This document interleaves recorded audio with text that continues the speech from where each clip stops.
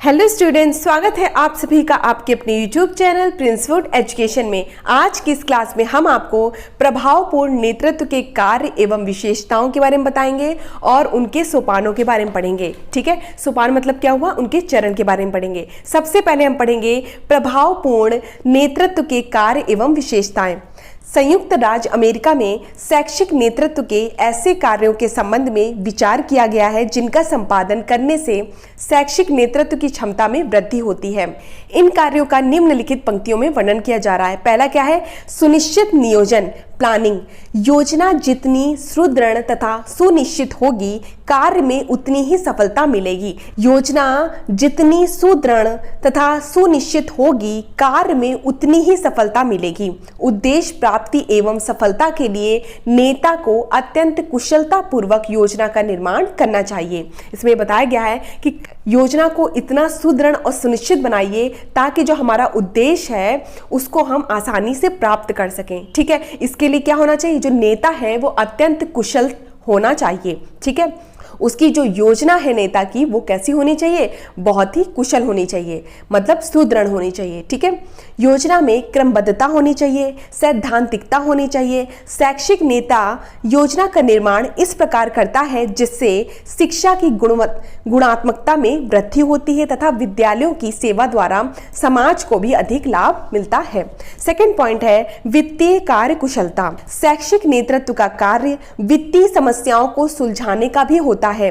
नेता को भवन निर्माण, पुस्तकालय, क्रीड़ा, सांस्कृतिक कार्य आदि पर व्यय होने वाली जो धनराशि होती है उसका स्पष्ट ज्ञान होना चाहिए। शिक्षा के क्षेत्र में नेता कौन है, शिक्षा के क्षेत्र में नेता कौन होता है, जो प्रधानाचार्य होते हैं वहां के या जो अध्यापक होते हैं वो शिक्षा के क्षेत्र में नेता का कार्य करते हैं। तो भवन निर्माण, जो पुस्तकालय है उसमें कितना खर्चा आ रहा है, उसकी धनराशि में कितना व्यय हो रहा है, उसका स्पष्ट ज्ञान होना चाहिए। उसे बजट बनाने तथा भली प्रकार समझने में प्रवीण होना चाहिए। प्रवीण मतलब क्या होता है, उस कार्य में कुशल होना चाहिए। वास्तव में विद्यालय कोष को उचित रूप में व्यय करना नेता की कुशलता पर ही अवलंबित होता है। मतलब कि अनावश्यक खर्च ना हो, जिस कार्य के लिए जो पैसा लगाया जा रहा है वो उस कार्य के लिए ही खर्च हो, अनावश्यक खर्च ना हो। ठीक है, वार्षिक आय वित्तीय निरीक्षण के कार्य को भी ठीक प्रकार से समझना अत्यंत आवश्यक होता है। थर्ड पॉइंट है विकास कार्यों में निरंतरता। वस्तुतः नेता को संपूर्ण राष्ट्र के शैक्षिक विकास, राष्ट्रीय नीति, स्थानीय सहायता, शोध आदि का स्पष्ट ज्ञान होना चाहिए।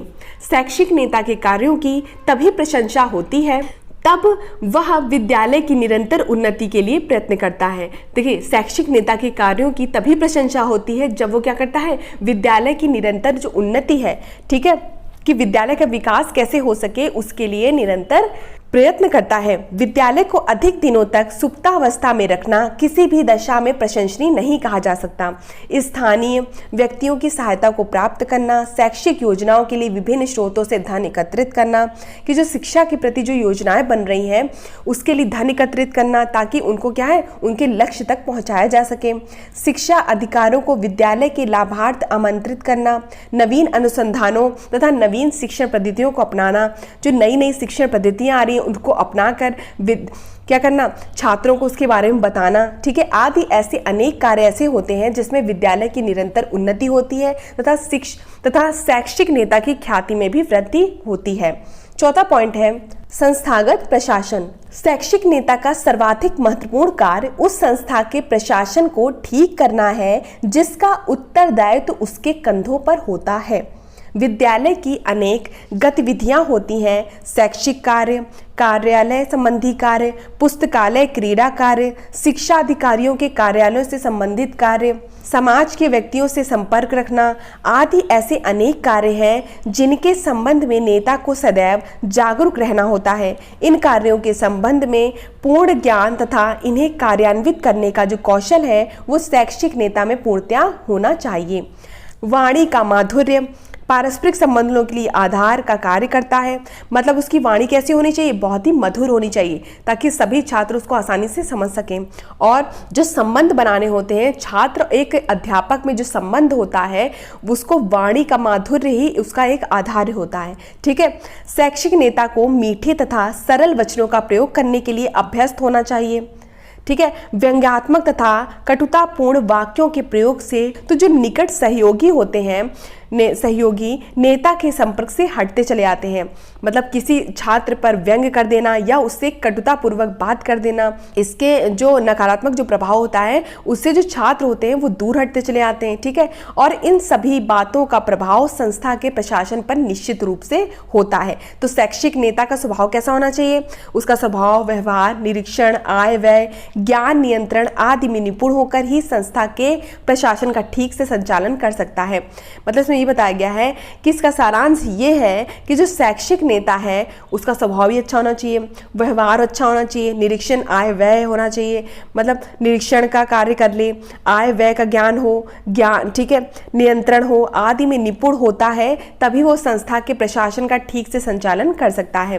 5वां पॉइंट है नियुक्ति एवं चयन। संस्था का संपूर्ण कार्यभार योग्य अध्यापकों की नियुक्ति पर आश्रित होता है। कि संस्था है, जो संस्था है ठीक है चल रही है, उसका जो संपूर्ण कार्यभार है वो वहाँ के जो अध्यापक होंगे, जो योग्य अध्यापक होंगे उनकी नियुक्ति पर ही आश्रित होता है।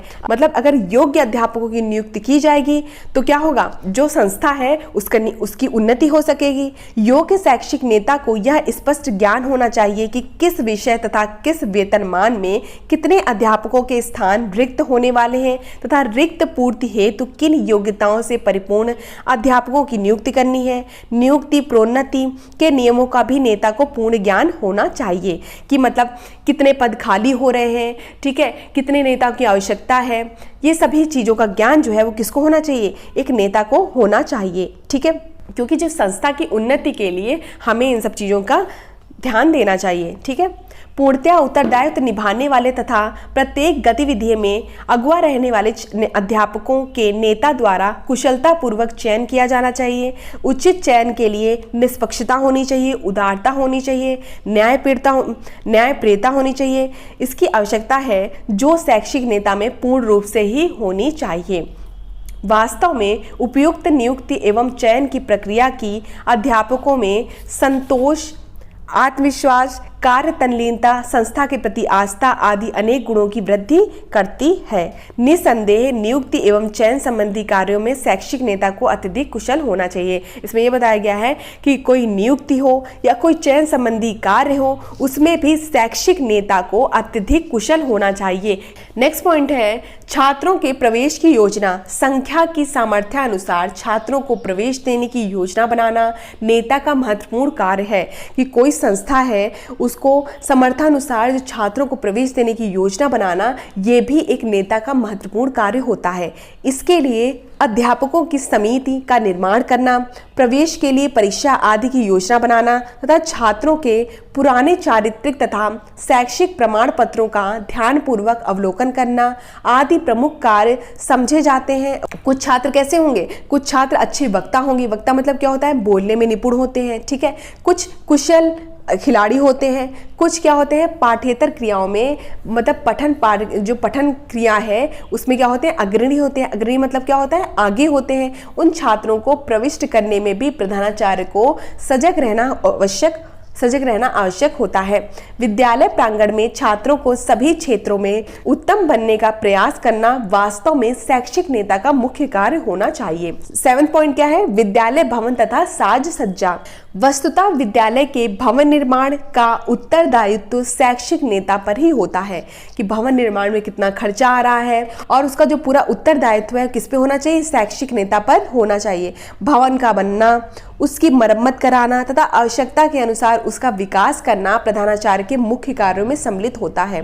भवन निर्माण के लिए नेता को योग्य इंजीनियरों तथा तकनीकी विशेषज्ञों से परामर्श भी लेना चाहिए। केवल भवन निर्माण करने से ही शैक्षिक नेता के कार्य की समाप्ति नहीं होती, अपितु प्रत्येक विषय तथा विभाग के लिए साज सज्जा का प्रबंध करना भी अत्यंत आवश्यक होता है। जो एक शैक्षिक नेता है उसका कार्य केवल यही नहीं है कि विद्यालय भवन का निर्माण करा दिया, उसका कार्य ये भी है कि उसकी देखरेख करे, जब उसे मरम्मत की जरूरत हो भवन निर्माण की तो उसकी मरम्मत भी करवाए। ठीक है, और छात्रों की प्रवेश की योजना भी करवाए। तो इस तरह से हर चीज़ों का ध्यान जो है वो एक शैक्षिक नेता में होना चाहिए, तभी क्या होगा, विद्यालय की उन्नति संभव है। ठीक है, जैसे कला हो गया, विज्ञान हो गया, गृह विज्ञान हो गया, आदि विषयों के कमरों में पर्याप्त शिक्षण सामग्री इस प्रकार व्यवस्थित की जानी चाहिए जिससे आगंतुकों तथा जो अतिथि हैं उनकी प्रशंसा प्राप्त हो सके। मतलब कला के लिए शैक्षिक सामग्री होनी चाहिए, विज्ञान के लिए, गृह विज्ञान, सभी विषयों के लिए शैक्षिक सामग्री होनी चाहिए और उनके लिए पर्याप्त कमरे भी होने चाहिए। इसकी भी उत्तरदायित्व किसका होता है? एक शैक्षिक नेता पर ही होता है। शैक्षिक नेता द्वारा ये सभी कार्य कुशलता के साथ किए जाने चाहिए। इन कार्यों का परिणाम विद्यालय की उन्नति तथा प्रधानाचार्य की प्रशंसा के रूप में दृष्टिगोचर होता है। इससे विद्यालय की उन्नति होगी और जो वहाँ के प्रधानाचार्य हैं और जो अध्यापक हैं जिन्होंने इस कार्य को किया है उनकी प्रशंसा भी होगी। ठीक है, तो हमने क्या पढ़ा कि प्रभावपूर्ण नेतृत्व के कार्य एवं विशेषताओं में पहला पढ़ा सुनिश्चित नियोजन। मतलब एक योजना ऐसी सुदृढ़ और सुनिश्चित होनी चाहिए जो हम कार्य कर रहे हैं उसको वो कुशल बना सके। ठीक है, दूसरा है वित्तीय कार्य कुशलता। तीसरा पॉइंट था क्या? विकास कार्यों में निरंतरता होनी चाहिए। चौथा पॉइंट है संस्थागत प्रशासन। पांचवा पॉइंट है नियुक्ति एवं चयन। नियुक्ति एवं चयन संबंधी कार्यों में भी शैक्षिक नेता को अत्यधिक कुशल होना चाहिए। छठवां कार्य क्या है? छात्रों के प्रवेश की योजना। विद्यालय प्रांगण में छात्रों को सभी क्षेत्रों में उत्तम बनाने का प्रयास करना वास्तव में एक शैक्षिक नेता का मुख्य कार्य होना चाहिए। ठीक है, नेक्स्ट और लास्ट क्या है? विद्यालय भवन तथा साज सज्जा। ठीक है, तो इन कार्यों से क्या होता है कि शैक्षिक नेता द्वारा ये सभी कार्य कुशलता के साथ किए जाने चाहिए। इन कार्यों का परिणाम जो होता है वो विद्यालय की उन्नति तथा प्रधानाचार्य की प्रशंसा के रूप में दृष्टिगोचर होता है। ठीक है, नेक्स्ट टॉपिक है आपका प्रभावी शैक्षिक नेता के विकास के सोपान या फिर इसे चरण भी बोलते हैं। अध्यापक विद्यालय में एक नेता की भूमिका निभाता है। एक शैक्षिक क्षेत्र में जो नेता की भूमिका निभा रहा है वो कौन? कक्षा स्तर पर एक अध्यापक जो होता है वो विद्यालय में एक नेता की भूमिका निभाता है जो प्रभावी नेतृत्व का विकास करता है, जिसके लिए निम्न सोपानों को ध्यान में रखा जाता है। पहला क्या है? विभिन्न उद्देश्यों का निर्धारण किया जाना। दूसरा है योजनाओं का निर्धारण। तीसरा है संसाधन उपलब्ध करवाना। चौथा है गतिविधियों का निर्धारण करना। पांचवा है नेतृत्व की योग्यता का निर्धारण करना। पहला क्या है? विभिन्न उद्देश्यों का निर्धारण किया जाना। प्रभावी नेतृत्व के लिए यह जानना आवश्यक है कि नेतृत्व का निर्माण किन उद्देश्यों की पूर्ति के लिए किया जाता है। उदाहरण हेतु शिक्षण अधिगम प्रक्रिया को प्रभावी बनाने अथवा सरल बनाए जाने हेतु अध्यापक विद्यार्थियों को भिन्न भिन्न प्रकार की गतिविधियों को संपन्न किए जाने हेतु दलों को भिन्न भिन्न वर्गों में विभाजित करता है, जिससे शिक्षण अधिगम प्रक्रिया प्रभावी रूप से संपन्न होती है। ठीक है, दूसरा है योजनाओं का निर्धारण। विभिन्न उद्देश्यों की पूर्ति हेतु भिन्न भिन्न योजनाओं का निर्माण किया जाता है। इस योजनाओं के अंतर्गत संगठन के कर्मचारियों एवं विद्यार्थियों व उनके कार्य करने हेतु भौतिक संसाधनों की व्यवस्था देखी जाती है। ठीक है, थर्ड पॉइंट क्या है? संसाधन उपलब्ध करवाना। नेतृत्व का मुख्य सोपान संसाधन उपलब्ध कराना है। संसाधनों को उपलब्ध कराते समय ध्यान रखा जाता है कि किस कार्य के लिए दिया जा रहा है, उसके आधार पर निर्धारित किया जाता है तथा उसी के द्वारा संसाधन उपलब्ध कराए जाते हैं ताकि शिक्षण अधिगम सुचारू रूप से चल सके। चौथा पॉइंट क्या है? गतिविधियों का निर्धारण। नेतृत्व से पहले गतिविधियों का निर्धारण करना आवश्यक होता है। उदाहरण हेतु अध्यापक विद्यार्थियों हेतु विभिन्न गतिविधियों को निर्धारित करता है, जिसमें वह विद्यार्थियों के दिमागी स्तर का भी ध्यान रखता है कि व्यक्ति के जो छात्र हैं उनके दिमागी स्तर को ध्यान में रखते हुए ही उपलब्ध करवाता है। ठीक है, उनकी गतिविधियों का निर्धारण करता है। ठीक है, उसी के अनुसार उनका विभाजन भी करता है, जिससे प्रभावी निर्माण करने में सहयोग मिलता है। पांचवा है नेतृत्व की योग्यता का निर्धारण। एक सफल नेता निर्माण करने से पहले उसकी योग्यता का निर्धारण कर लेना आवश्यक है।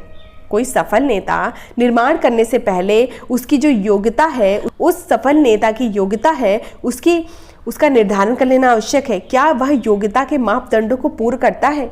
ठीक है, उसी के अनुसार उसे दल में शामिल किया जाना चाहिए। उपरोक्त बातों को ध्यान में रखकर उचित विकास किया जा सकता है तथा उद्देश्यों को प्राप्त करने में सफल हो पाएगा। ठीक है, तो प्रभावी शैक्षिक नेता के विकास के सोपान चरण में हमने क्या पढ़ा? पहला पढ़ा विभिन्न उद्देश्यों का निर्धारण किया जाना। दूसरा है योजनाओं का निर्धारण। तीसरा है संसाधन उपलब्ध करवाना। चौथा है गतिविधियों का निर्धारण और पांचवा है नेतृत्व की योग्यता का निर्धारण। इस तरह से हमने प्रभावपूर्ण नेतृत्व के कार्य एवं विशेषताएं पढ़ी और प्रभावी शैक्षिक नेता के विकास के सोपान पढ़े। ठीक है, नेक्स्ट क्लास में हम इसके आगे का टॉपिक पढ़ेंगे। बीएड एंड सीटेट की सभी क्लासेस देखने के लिए डिस्क्रिप्शन में लिंक दिया गया है, वहां से जाकर आप देख सकते हैं। पीडीएफ के लिए आप हमारे टेलीग्राम चैनल को ज्वाइन कर सकते हैं, जिसका लिंक भी डिस्क्रिप्शन बॉक्स में दिया गया है। धन्यवाद, मिलते हैं अपनी नेक्स्ट क्लास में।